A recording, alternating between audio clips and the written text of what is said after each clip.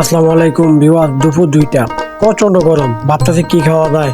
চাইয়া দেখি আখের দোকান দেখা যায়, উনি আখ বিক্রি করতেছে।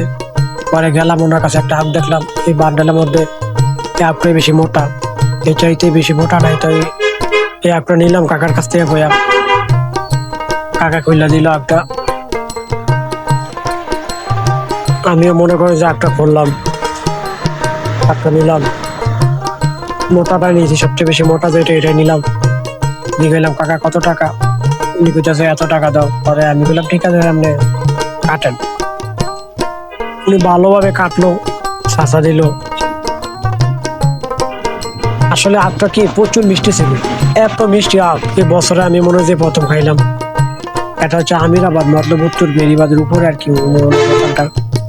ওনারে সচরাচর দেখা যায়, যারা বেরিবাদ ফ্রিতে ঘুরে আসে না, যাওয়া আসা করেন, ওনারা দেখেন। প্রচুর টাকার আখ উনি বিক্রি করেন। 50 টাকা আপনার দাম, তবে আপনার টাকা হিসাবে আপনার দাম একদম কম হিসাবে। মানে আপনি এত মিষ্টি, আপনার দাম উনি কম নিছে, 50 টাকা নিচে, একদম কমই নিছে। একটা অনেক মিষ্টি, সেই স্বাদ ছিল, সেই মজা ছিল। যেহেতু আমরা দুইজন মানুষ 4 টুকরা করলাম, 2 টুকরা নিয়ে খাইলাম, তবে সেই স্বাদ একটা অনেক মজা ছিল, একটা অনেক মিষ্টি।